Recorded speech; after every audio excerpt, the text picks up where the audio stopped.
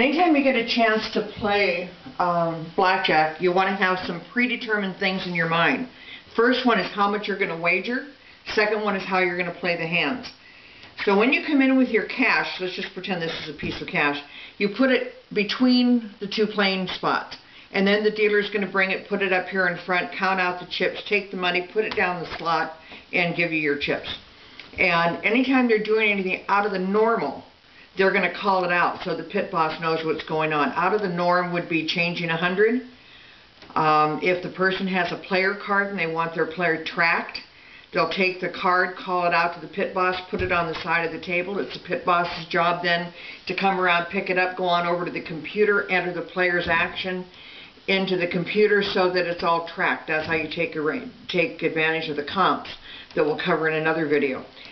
On table games, you want to be really sure that anytime you're doing your buy-ins, that it gets added to that. Otherwise, if you're going to be a comp player, you're playing for points essentially, that you want to make sure that that gets tracked. So here we're going to have a $40 buy-in, and that one the player is going to take back, put one wager in the circle, have 3 more back here, ready to add to and build up, and 4 more back in reserve. This is a $50 buy-in. This person's going to take their 8 chips, plus, which is 40, plus another 10, because this player likes to toke.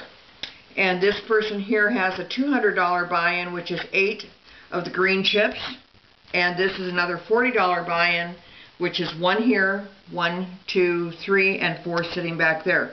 Now, I'm going to have these on the end pieces because I want you to really see what the money management thing that we promote is all about. And basically, it in a nutshell, is you play minimum until you've won enough to build up your bets on house money, and then you press for heavier bets. And that way, if and when you get into a situation where you get a good run of cards, you're automatically adding to your wagers. You're not letting 5 or 6 good hands go by thinking, geez, I should have been bumping up my bet.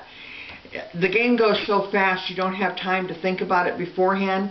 If you keep advancing your wagers, you're going to get into a situation where your money is gone before you know what happened to it. So we're going to just kind of play through 4, 5, 6 hands here and see what happens.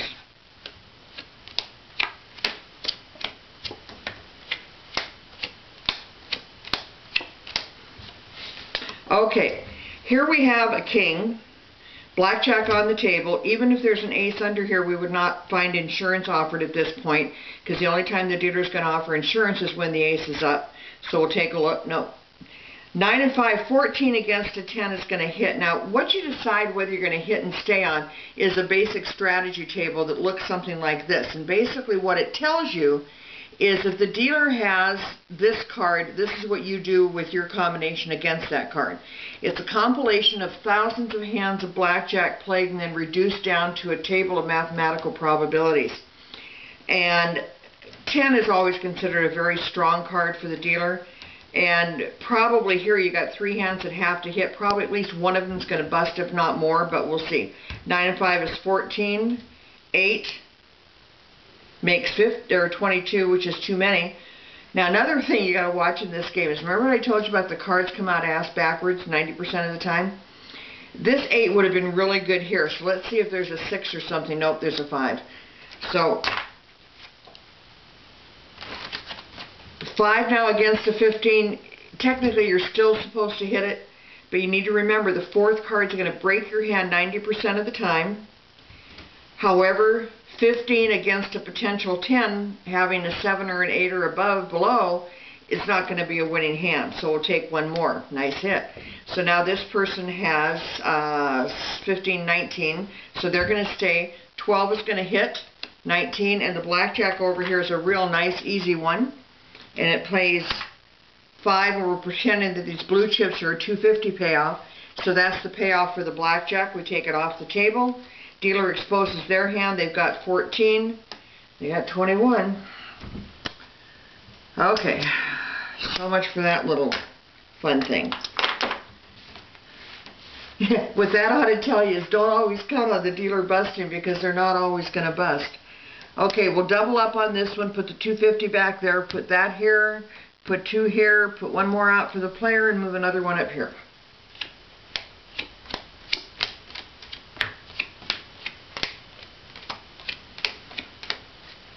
Okay, 9. 20 is going to stay. 11 is just going to go ahead and hit 15 against a 19. Those are both ugly hands. 15 against a 19. Let's see what the chart says. It says if the player has a 15 and the dealer is showing a 9, you're supposed to hit. So we'll play by basic strategy. And we'll stay there, and we'll stay there. And 20 is going to stay, and the dealer has 20. So this is a push, this is a lose, lose, lose, and another push.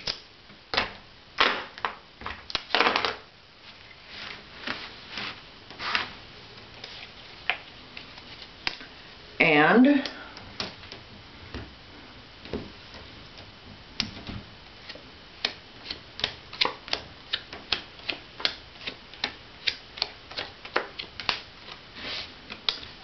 ten is showing, no blackjack underneath. 19's good. 10, again, we're not going to risk the hand on the double because this particular spot has not been getting really great cards, so we're just going to go ahead and take, we're just going to go ahead and take the hit. 12 against a 10 would hit again. 14, at that point I'm going to stay. It's probably not good enough. However, let's not push it. 16 against a 10 is going to stay, and 20 is good. Dealer has 18. So this 20 is going to stay. This 16 is a loser. This one's a loser. Now, we're going to watch the first card that comes out on the next hand. This person needed a 5, and this person needed a 7 or less. So let's just see what comes out to whether that was the right decision to stay or not. And 19's a winner, so we're going to pay that one. Pick these up, go across here, pick up. Now we're ready to deal again, except we're running out of cards. So at this point, the dealer's going to shuffle.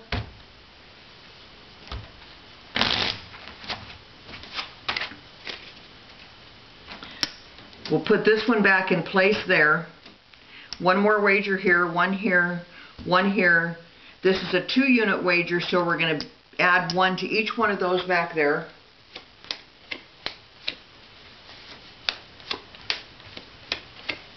The first card out was a 2. That wouldn't have done them any good, and it, who knows what might have happened. So basically it was a push on a decision. 8's going to hit, 10, 14 against a 3 is going to stay, 20 is going to stay, 20 is going to stay. 12 against a 3, technically you're supposed to hit it. So we're going to stay on the 14. Dealer has 8, dealer has 10, dealer has 20. Why not? All the cards that could have helped the players out here all waited to come out for the dealer's hand. But basically that's where you are when you're deciding what to do and how to play. Basic strategy works sometimes, but remember, it's only a guideline. You need to determine for yourself what you're going to do. What I want you to notice here is that the 2 players on the end where we were just adding 1 in at a time, this person here has, even though they lost on this hand, so let's take that out so it doesn't get confusing, they've built up 2 extra, or 1 extra chip here, and this person is only down 1 chip. Where this hand here that's been betting 2 at a time on everyone is through their entire $40. And this one here that's been betting 2 every time is almost through their $200, except that they're going to own us a push on that one.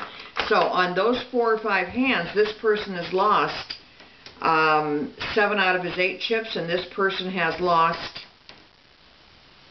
6 out of their 8 chips. And these 2 people on the end here, they're just going 1 unit at a time, waiting to get the game in good motion, are staying pretty even.